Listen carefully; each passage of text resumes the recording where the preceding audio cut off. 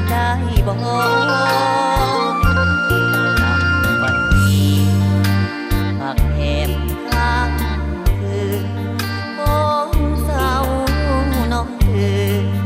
ยังหวานซึ้งกับภาพลวงตาบ้านท่าเฮาสอง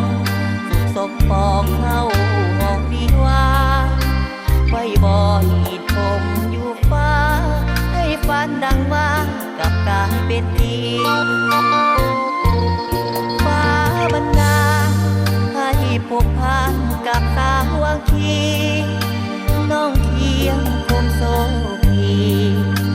ราณีเป็นสาวใหม่พอหากพาเนจ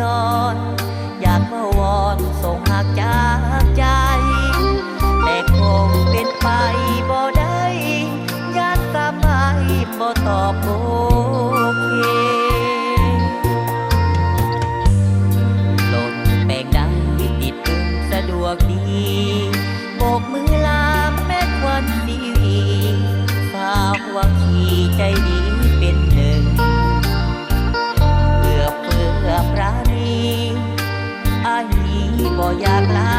ไกลกับเมื่อหอดบ้านยามใดจะส่งจดหมายมาขอแต่งงาน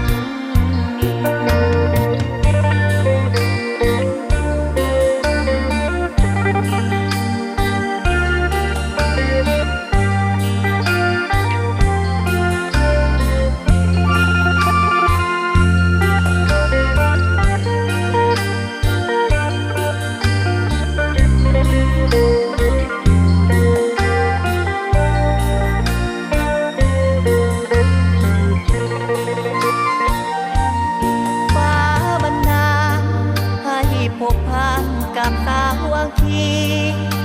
น้องเทียงคมโซ